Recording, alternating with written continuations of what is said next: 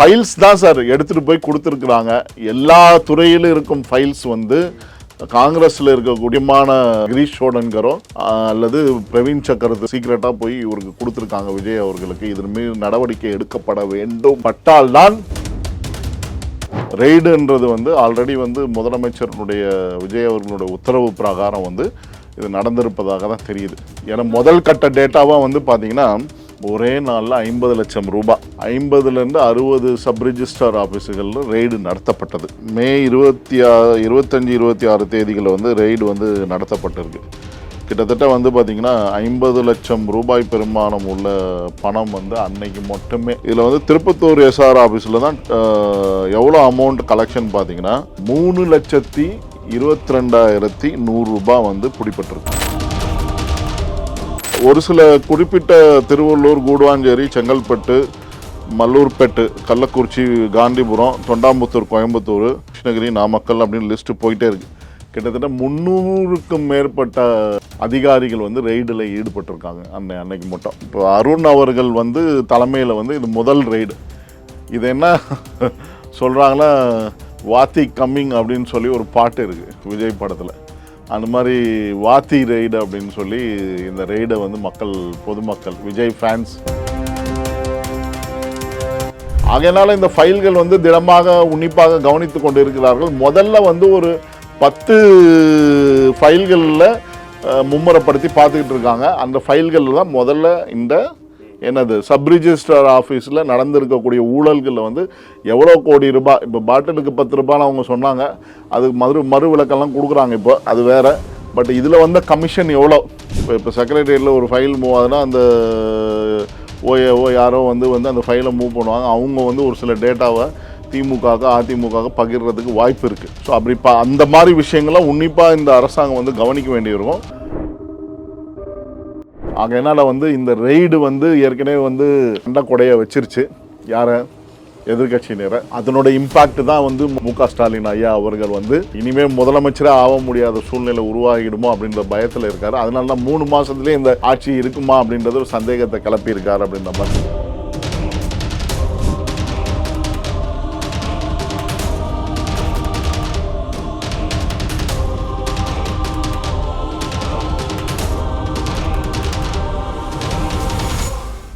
Real one உறவுகளே, நடுநிலையோடு பொறுப்புடன் செய்திகளை வழங்கி பல லட்சக்கணக்கான மக்களின் நம்பிக்கையை பெற்ற நமது சேனலின் வளர்ச்சிக்கு உங்கள் ஆதரவு தேவை. இந்த ஊடக பயணம் தொடர்ந்து வலுப்பெற திரையில் தெரியும் QR கோட் ஸ்கேன் செய்தோ அல்லது டிஸ்கிரிப்ஷனில் உள்ள வங்கி விவரங்கள் மூலம் உங்களால் முடிந்த அளவு சப்போர்ட் செய்யுங்கள். உங்கள் ஒவ்வொரு ஆதரவும் நமது குரலை இன்னும் பல லட்சம் பேரிடம் கொண்டு செல்ல உதவும். ரியல் ஒன் நேயர்களுக்கு வணக்கம். இன்று நம்மளுடைய நேர்காணலுக்கு அரசியல் விமர்சகரான திரு சரவண பெருமாள் அவர்கள் இணைஞ்சிருக்காங்க.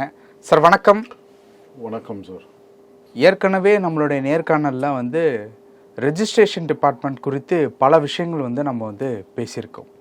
இன்றைக்கி அடுத்ததாக டிவிஎஸ்சி ரிலேட்டபிளான ரைட்ஸ் வந்து போயிருக்கு. இப்போ இந்த ரைடு அப்படிங்கிறது எதற்காக, இதற்கு பின்னணியில் இருக்கக்கூடிய காரணங்கள் என்ன விஷயங்கள்? நம்மளும் பாதிக்கப்பட்டோம். அதில் வந்து என்னன்னு கேட்டிங்கன்னா ஒவ்வொரு கிட்டத்தட்ட 536 எஸ்ஆர் ஆஃபீஸ் இருக்குது, சப் ரிஜிஸ்ட்ரார் ஆஃபீஸு. ஸோ அந்த சப் ரிஜிஸ்ட்ரார் ஆஃபீஸில் வந்து கிட்டத்தட்ட குறைஞ்சது எப்படியும் 30,000 ஒரு நாளைக்கு வந்து பல லட்சம் ரூபாய், ஒரு சில இடங்கள் 5 லட்சம் ரூபாய் வரைக்கும் வந்து அந்த ஸ்பீடு டோக்கன்னு கொடுப்பாங்க. ஸ்பீடு வண்டி மாதிரி, மீட்ரு வண்டி, ஸ்பீடு வண்டி மாதிரி தேவைப்படுறப்பெல்லாம் டோக்கனை கொடுத்துருவாங்க. எக்ஸ்ட்ரா கொடுத்து ஒரு சில இப்போ கடந்த ஆட்சியில் நம்ம பார்த்துருக்கலாம், நிறைய பேர் புலம்பியிருக்காங்க. ஒரு சில முக்கிய புள்ளிகள் வீட்டுக்கே டைரெக்டாக வந்து எஸ்ஆர் ஆஃபீஸ் போய் உட்காந்துக்கும் அப்படின்னு சொல்லுவாங்க. மொத்த பஞ்ச் ஆஃப் டோக்கனே வந்து அந்த வீட்டில் போயிருக்கோம் அப்படின்னா அது நம்ம கேள்விப்பட்டிருக்கோம். நிறைய அரசல் புரசலாக பேசப்பட்ட அது உண்மையும் கூட. அந்த குறிப்பிட்ட குடும்பத்துக்கு வேணும்னா அவங்களுக்கு வந்து அதை மொத்தமாக எஸ்ஆர் ஆஃபீஸே அங்கே செயல்படும். அது ஞாயிற்றுக்கிழமை நைட்டு மிட் நைட்டில் கூட உட்காந்து செயல்படுவாங்க. இதுதான் வந்து ஸ்டைல், ரஜினி ஸ்டைல் மாதிரி, சூப்பர் ஸ்டைல் மாதிரி. அது சூப்பர் ஊழல் ஸ்டைல் அது. ஸோ அதனால் வந்து இன்றைக்கி வந்து பார்த்திங்கன்னா இந்த மே 25, 26 தேதிகளில் வந்து ரெய்டு வந்து நடத்தப்பட்டிருக்கு. கிட்டத்தட்ட வந்து பார்த்திங்கன்னா 50 லட்சம் ரூபாய் பெருமானம் உள்ள பணம் வந்து அன்னைக்கு மட்டுமே ஒரே நாளில் 50 லட்சம் ரூபாய் 50லேருந்து 60 சப் ரிஜிஸ்டார் ஆஃபீஸுகளில் ரெய்டு நடத்தப்பட்டது. ஸோ இதுதான் விஷயம். இந்த சப் ரிஜிஸ்டார் ஆஃபீஸுகளில் வந்து ரெய்டு நடத்தப்பட்டதில் கிட்டத்தட்ட 30,000 இந்த மாதிரியான கிட்டத்தட்ட திருப்பத்தூர் எஸ்ஆர் ஆஃபீஸ் வந்து பார்த்தீங்கன்னா அவங்க தான் வந்து பீக்கு மெயின் சொல்கிறோம். அப்போ ஒரு ரெய்டு நடந்திருக்கு, சின்ன ரெய்டு. அது வந்து ஒரு நாமக்கல் பகுதியில் ஒரு எஸ்ஆர் ஆஃபீஸில். இது வந்து ஜூன் 3, 4 தேதிகளில் நடத்தப்பட்டது. இதில் வந்து திருப்பத்தூர் எஸ்ஆர் ஆஃபீஸில் தான் எவ்வளோ அமௌண்ட் கலெக்ஷன் பார்த்தீங்கன்னா 3,22,100 ரூபாய் வந்து பிடிச்சிருக்காங்க. அதே மாதிரி அதுக்கு அடுத்தபடியாக சேலம் ஜாயிண்ட் 1 அப்படின்னு அடிக்கிறாங்க. இங்கே பாருங்கள், ஒரு எஸ்ஆர் ஆஃபீஸ் இருக்குங்க. இதில் ஜாயிண்ட் 1, ஜாயிண்ட் 2, ஏபிசிடி அப்படின்ற லெவலில் கடந்த ஆட்சியில் வந்து செயல்பட்டதாக தான் தகவல் வந்திருக்கு. அதுக்கான முதல் ப்ரூஃப் இதுதான். Joint 1 SR office east Salem 3,18,700 அது வந்து பிடிச்சிருக்காங்க. திருப்பூர் புகழூர் எஸ்ஆர் ஆஃபீஸு 2,53,000 பிடிச்சிருக்காங்க. விருங்கம்பாக்கம் 2,07,300. தூத்துக்குடி ஒட்டப்பிடாரம் எஸ்ஆர் ஆஃபீஸு 2 லட்சம். இதுதான் வந்து ஒரு சில குறிப்பிட்ட திருவள்ளூர், கூடுவாஞ்சேரி, செங்கல்பட்டு, மல்லூர்பேட்டு, கள்ளக்குறிச்சி, காந்திபுரம், தொண்டாமுத்தூர், கோயம்புத்தூர், சூளகிரி, கிருஷ்ணகிரி, இந்த மாதிரி 46 இதில் மதுரை, விருதுநகர், ராமநாதபுரம், திருநெல்வேலி, கன்னியாகுமரி, திருச்சி, பெரம்பலூர், தஞ்சாவூர், கடலூர், வேலூர், திருவண்ணாமலை, செங்கல்பட்டு, திருப்பத்தூர், ராணிப்பேட்டு, கள்ளக்குறிச்சி, ஈரோடு, நீலகிரி, சேலம், கிருஷ்ணகிரி, நாமக்கல் அப்படின்னு லிஸ்ட்டு போயிட்டே இருக்குது. கிட்டத்தட்ட 300க்கும் மேற்பட்ட அதிகாரிகள் வந்து ரெய்டில் ஈடுபட்டிருக்காங்க அன்னைக்கு மட்டும். இப்போ அருண் அவர்கள் வந்து தலைமையில் வந்து இது முதல் ரெய்டு. இது என்ன சொல்கிறாங்கன்னா, வாத்தி கம்மிங் அப்படின்னு சொல்லி ஒரு பாட்டு இருக்குது விஜய் படத்தில். அந்த மாதிரி வாத்தி ரெய்டு அப்படின்னு சொல்லி இந்த ரெய்டை வந்து பொதுமக்கள், விஜய் ஃபேன்ஸ், பொதுமக்கள் எல்லாம் வந்து கமெண்ட் அடிச்சிருக்காங்க.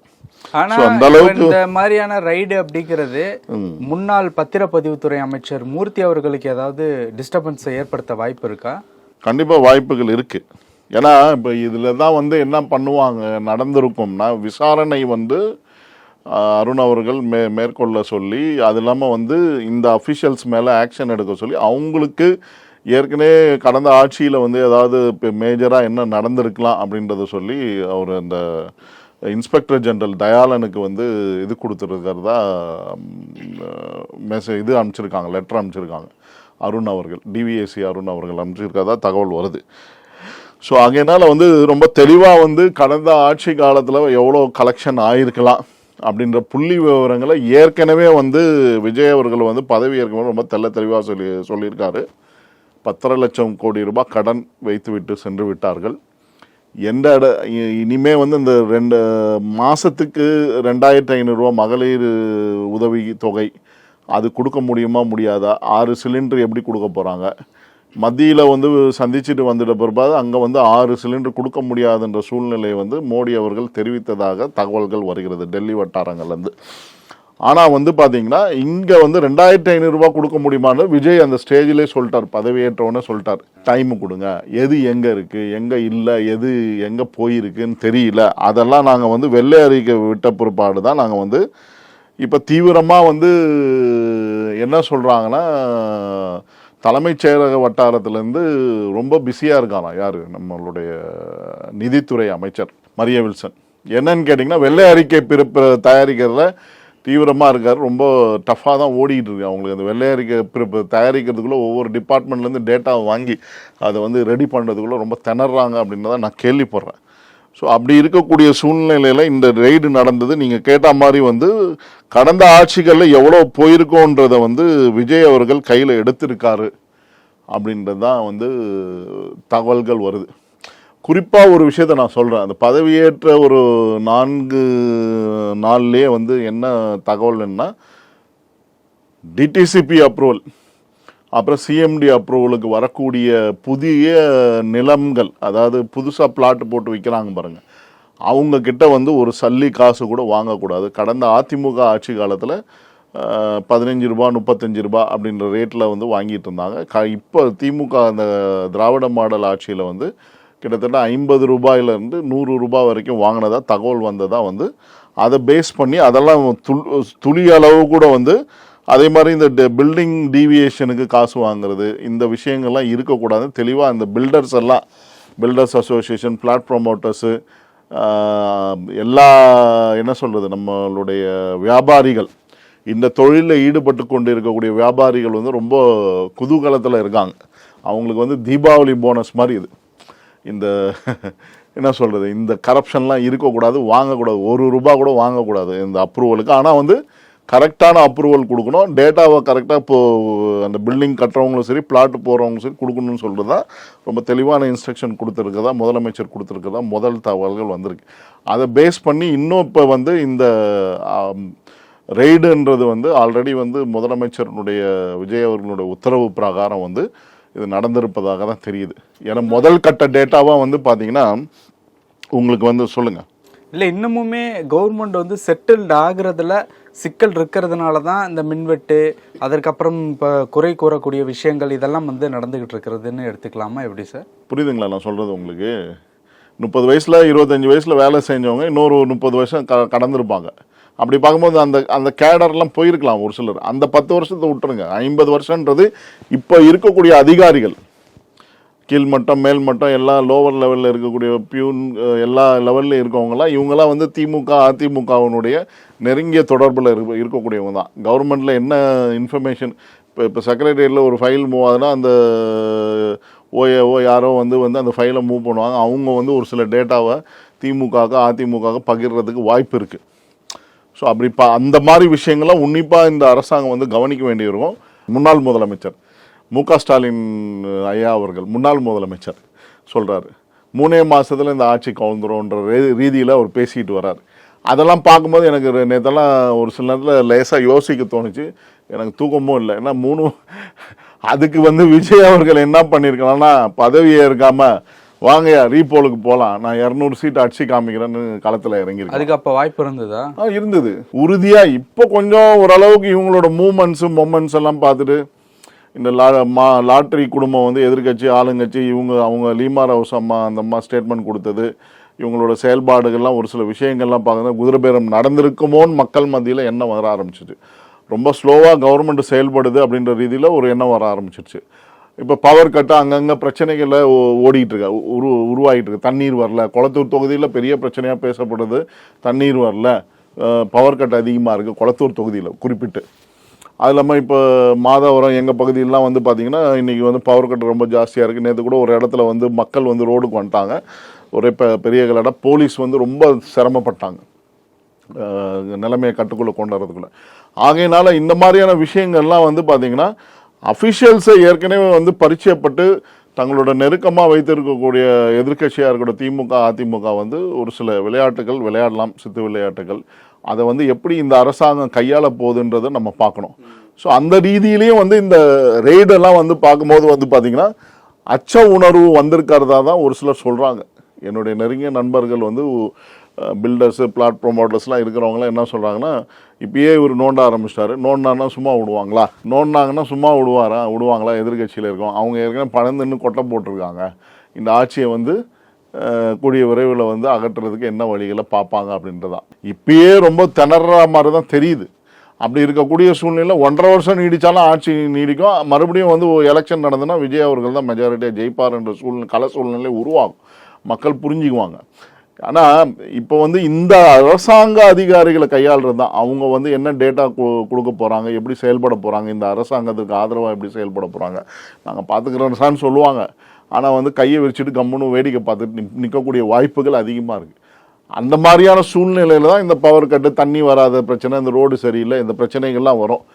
அதை எப்படி இவங்க வந்து பேக் டு பேக்கு ஒரு பக்கம் அரசியல்லையும் நீங்கள் வந்து களத்தில் அவங்க போராட்டங்களை கையாளணும், ஒரு பக்கம் அட்மினிஸ்ட்ரேஷனும் பண்ணணும், ஃபினான்ஸை பார்க்கணும், கட்சியும் வளர்க்கணும். கரெக்டாக சொன்னீங்க. இதில் வந்து மிகப்பெரிய சவால் இனிமே தான் வந்து தளபதியா வாத்தி வரப்போறாரா, வாத்தி கம்மிங்கா அப்படின்றத உண்மையாக நம்ம பார்க்க தான் போகிறோம். அதுதான் விஷயம்.